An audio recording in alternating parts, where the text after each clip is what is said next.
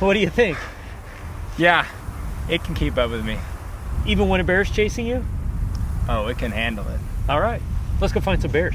Let's do it. For a long time, DJI produced the most advanced drones on the planet for consumers. And then along came companies like Autel and Skydio. Skydio produces a fantastic product that is hands down the best obstacle avoidance intelligent flying platform there is on the market right now. But DJI just released the Mavic Air 2. How well does it compete?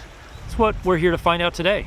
Hey, welcome to the channel. My name is Jake Sloan. I create content here for solo creators on the go, people who travel, film themselves. So I do reviews of equipment and tips and tutorials on how to use it so you can tell better stories. When DJI first announced the Mavic Air 2, I was excited because anytime I can get something that's smaller in my bag to take with me places like this, but that still has very good capability and really strong video ability, I get pretty excited. And the Mavic Air 2 definitely fills a lot of those voids. Will it be replacing my Skydio or my Mavic 2 Pro? Yes, on the Mavic 2 Pro, probably. Definitely not on the Skydio. We'll talk about why. First, let's talk about the Mavic Air 2, because it is a really spectacularly capable drone, even though it's such a small size. It's got 34-minute flight time. I've been seeing about 30 minutes. It does have front, rear, and downward obstacle avoidance, but it doesn't have top, upward facing, or side facing, and I definitely saw some issues with that. It has a better active track and APAS system than the original Mavic Air did, and definitely better than the Mavic 2 Pro does.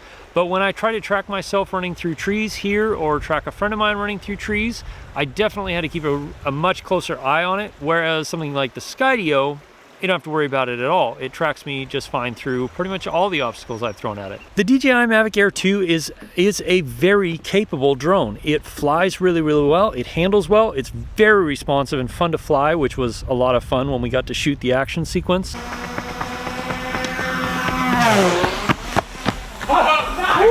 It handles wind, no problem. We were out flying over the ocean. There was easily 20 miles an hour wind and it was handling it without any issue. It was tipped way over to the side, but it flew fine. It also responds really quickly to controls and is a really fast drone, which makes it really fun to fly.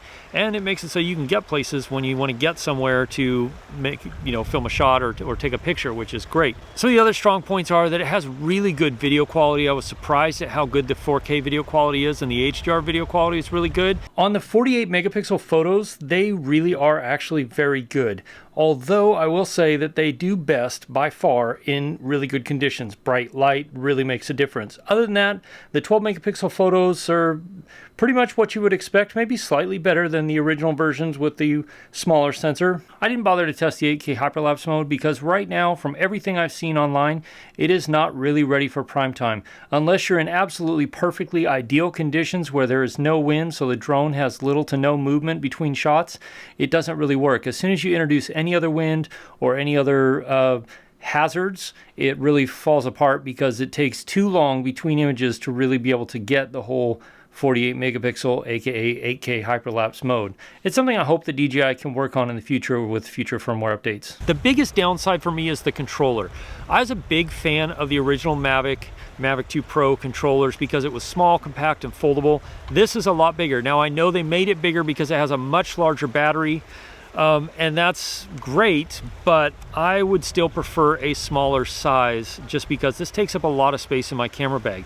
Now, a thing I do really like about it is how they redesigned the phone holder and the antennas to all be part of this phone holder system.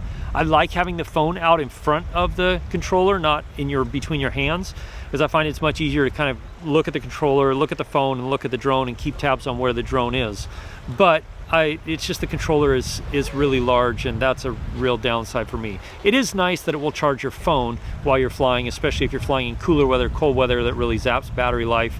That really makes a big difference. So that's pretty nice. The other big downside, and this is something I think DJI could fix easily with a firmware update, is that all of the quick shot modes are limited to 1080p.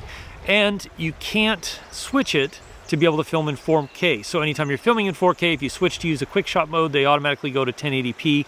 That's a real downside for me. Or the other thing that I'm not really excited about is that you can do HDR 4K in up to 30 frames a second, or you can do 4K up to 60 frames a second, but you can't do both. Whereas the Skydio, you can do both in 4K 60, it doesn't really matter. But that's really about it for the downsides of this drone. I don't know exactly how well it'll perform in really cold weather, but I would say it's probably going to perform about as good as the Mavic 2 Pro. The other thing, this drone has fantastic range, just like the Mavic 2 Pro, because it has OcuSync 2.0. Now let's talk about the Skydio and why this Skydio might be the drone for you, or why this might be the drone for you. Now, I haven't had this as long, obviously, because DJI just released it, but I'm pretty familiar with DJI's quality, and generally their drones hold up well to a lot of abuse. I've been incredibly impressed by this thing because I've flown this thing in all kinds of conditions through the winter, including like minus 12 degrees, and it handled it fine. It did no problems. Here's where the Skydio really shines. You can film 4K video in 60 frames per second in HDR if you want to. It does really, really well. And when you pair it with something like the beacon, you have really great control over it. The drone flies really responsibly and really quickly. And another thing that I'm really a big fan of with the Skydio is you can track yourself from any direction. You can track yourself from in front, you can track yourself from behind. And the Mavic Air 2 has added some in front tracking ability, but I didn't find it to be as reliable as the side tracking or the rear tracking ability. And so that's probably something DJI could improve with a firmware update, but we'll see. The thing that the Skydio has that no other drone on the market has right now is incredible intelligence and obstacle avoidance. I have flown this thing through all kinds of stuff, and it has avoided obstacles. It's really amazing how well this drone avoids obstacles. It took me a while to learn to trust this drone, but now that I've really seen what it's capable of, I'll put it in the air, walk through these woods, and it will follow me pretty much all the way through. It did lose me a couple of times when I walked through trees that were 2 feet apart, really close together. It wouldn't go through those particular obstacles, but it wasn't a big deal. I go back, bring the drone around the trees or somewhere else, or land it, bring it through that area, and then track me again, and it did just fine. I really do like the video footage that this drone captures. It's really, really well done footage. The colors maybe a bit oversaturated, but they're really well done, and I really, really like it. I still think that this drone is probably one of the best options for solo creators out there who are filming themselves, just because it makes filming yourself so easy. If you want to see a video where I compare this a little more in depth with the Mavic 2 Pro, you can click a card right up here. So for a comparison, they're actually really close to the same size when you fold them out. I don't have a battery on the Skydio now, but it's pretty close to the same thickness. I was really surprised that the wheelbase, or the base for the props, is about the same. A couple of the other differences is that this has a shorter flight time, about 21-22 minutes if the conditions are good, whereas this definitely hits right about the 30-minute mark. And then, of course, this has a controller with it, which I do use from time to time, but the range is much more limited. Whereas this, I know for a fact you can go out pretty far, 10,000, 11,000, 12,000 feet without issue because of the OcuSync 2.0. Really, the difference comes down to this. This is an intelligent flying platform that has a camera on it that is designed to follow you, film you doing whatever you are doing in your life, and take a lot of the flying and the worry about obstacle avoidance off of you so that you can do what you like doing. This drone is still the king as far as obstacle avoidance goes and intelligence goes. It's phenomenal. This drone is a drone with a camera attached, and what I mean by that is that it is meant to be flown by somebody who is controlling the drone and controlling the features. Now, it does have some quick shots, it does have some of those nice extra smart features, but it is still meant to be flown by somebody at the controls while it films. I put together a playlist right here of some other tech that I think is fantastic for solo creators.